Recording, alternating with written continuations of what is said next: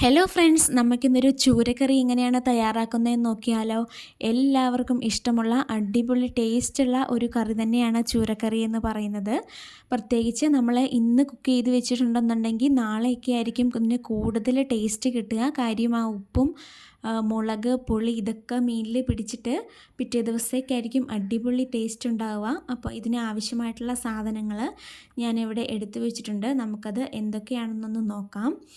ആദ്യം തന്നെ നമ്മളിവിടെ എടുത്തു വെച്ചിരിക്കുന്നത് കറിവേപ്പിലയാണ്. കറിവേപ്പില, ചെറിയൊരു തക്കാളി, അതുപോലെ തന്നെ പച്ചമുളക്, ഇഞ്ചി വെളുത്തുള്ളി ചതച്ചത്, ചെറിയ ഉള്ളി ചതച്ചത്, മുളക് പൊടി, മഞ്ഞൾപ്പൊടി, മല്ലിപ്പൊടി, അതുപോലെ തന്നെ കുടംപുളി ഞാനിവിടെ അല്പം വെള്ളത്തിൽ ഇട്ട് വെച്ചിട്ടുണ്ട്.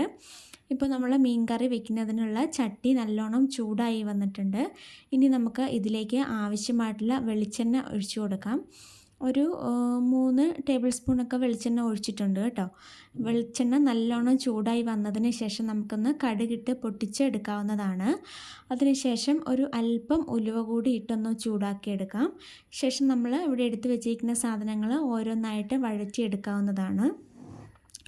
ആദ്യം തന്നെ നമ്മൾ ചതച്ച് വെച്ചിരിക്കുന്ന ചെറിയ ഉള്ളി തന്നെ ചേർക്കണം കേട്ടോ. സവോളയേക്കാളും ചെറിയ ഉള്ളി ചേർക്കുമ്പോഴാണ് കൂടുതൽ ടേസ്റ്റ് കിട്ടുന്നുള്ളത്. അതിനുശേഷം നമ്മൾ ഇഞ്ചി വെളുത്തുള്ളി ചതച്ചത് ഇതിലേക്ക് ചേർത്ത് കൊടുക്കാം. അതിനുശേഷം പച്ചമുളക്, വലിയൊരു പച്ചമുളക് മാത്രമേ ഞാനിവിടെ എടുത്തിട്ടുള്ളൂ കേട്ടോ. എരിവൊക്കെ നിങ്ങളുടെ താല്പര്യം പോലെ ചേർക്കാവുന്നതാണ്. അതിനുശേഷം തക്കാളി, നമ്മൾ ഈ കുടംപുളി ഇട്ട് വയ്ക്കുന്ന സമയത്ത് തക്കാളി അങ്ങനെ ചേർക്കാറില്ല, ചേർത്ത് വയ്ക്കുന്നവരും ഉണ്ട്.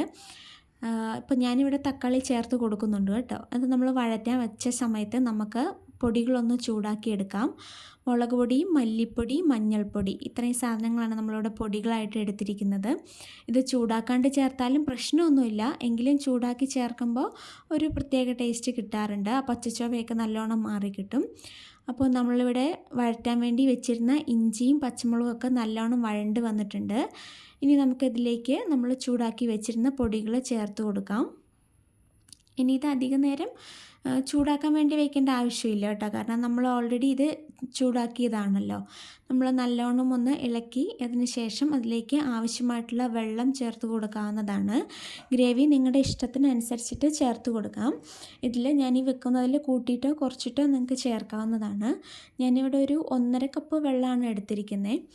വെള്ളം ഒഴിച്ചതിന് ശേഷം നല്ലോണം ഒന്ന് ഇളക്കി ഇത് നമ്മൾ നല്ലോണം തിളപ്പിച്ചെടുക്കണം. തിളപ്പിച്ചതിന് ശേഷം മാത്രമേ നമ്മളിതിലേക്ക് മീൻ ഇടുന്നുള്ളൂ. ഇനി നമുക്കിതിലേക്കൊരു അല്പം ഉപ്പ് കൂടി ചേർത്ത് കൊടുക്കണം. ഉപ്പ് നമ്മൾ ചേർത്തിട്ടില്ലായിരുന്നു. ആദ്യം തന്നെ അധികമായിട്ട് ഉപ്പ് അങ്ങോട്ട് ചേർത്ത് കൊടുക്കണ്ട. ആദ്യം കുറച്ചിട്ടതിന് ശേഷം പിന്നീട് ഇത് തിളച്ച് വരുന്ന സമയത്ത് ആവശ്യമായിട്ടുള്ള ഉപ്പ് വീണ്ടും ഒന്ന് ഇട്ടാൽ മതിയാകും. അപ്പോൾ ഞാനിവിടെ ഒരു 1/2 ടീസ്പൂൺ ഉപ്പ് 1/2 to 1/4 ടീസ്പൂൺ ഇട്ടിട്ടുണ്ട്. അതിന് ശേഷം നമ്മൾ വെള്ളത്തിലിട്ട് വെച്ചിരിക്കുന്ന പുളി കൂടി ചേർത്ത് കൊടുക്കുന്നുണ്ട് കേട്ടോ. അപ്പോൾ കുടംപുളിയോ അല്ലെന്നുണ്ടെങ്കിൽ വാളംപുളിയോ ചേർക്കാവുന്നതാണ്. നമ്മളിവിടെ കുടംപുളി ഇട്ടിട്ടാണ് ചേർത്ത് കൊടുക്കുന്നുള്ളത്. അപ്പോൾ നമ്മൾ കുടംപുളി കൂടി ഇട്ടതിന് ശേഷം മൂടി വെച്ചിരുന്നു. നല്ലോണം തിള വന്നിട്ടുണ്ട്, എണ്ണയൊക്കെ ഇതായി വന്നിട്ടുണ്ട്.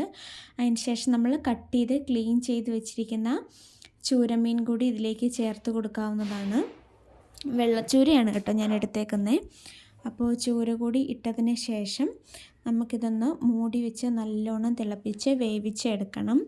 അധിക സമയമൊന്നും ആവശ്യമായിട്ടില്ല, ഒരു 10-15 മിനിറ്റൊക്കെ മതിയാകും. നമ്മൾ മൂടി വെച്ച് നല്ലോണം തിളച്ച് ഒന്ന് വെന്തതിന് ശേഷം ഒന്നുകൂടി ഒന്ന് ഇളക്കി വെച്ച് ഒന്ന് വേവിച്ചാൽ മതിയാകും. അപ്പോൾ നമ്മളിവിടെ മീൻ ഇതിലേക്ക് ഇട്ട് കൊടുത്ത് കുറച്ച് കറിവേപ്പില കൂടി ഇതിലേക്ക് ഇട്ട് കൊടുത്തിട്ടുണ്ട്. അതിനുശേഷം മീനൊക്കെ നല്ലോണം ഒന്ന് ആക്കി കൊടുത്തിട്ട് ഒന്ന് മൂടി വെച്ച് നല്ലോണം തിളപ്പിച്ചെടുക്കാവുന്നതാണ്.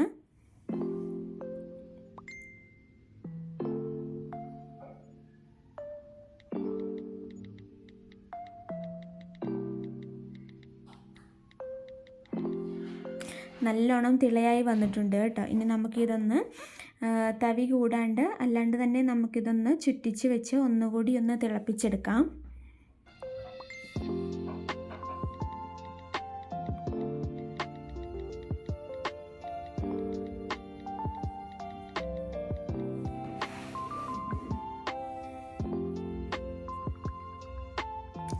നമ്മുടെ സൂപ്പർ ചൂരക്കറി മുളകിട്ട അതുപോലെ തന്നെ കുടംപുളി ഇട്ട് വെച്ചിട്ടുള്ള നല്ല അടിപൊളി ചൂരക്കറി ഇവിടെ റെഡിയായി വന്നിട്ടുണ്ട്.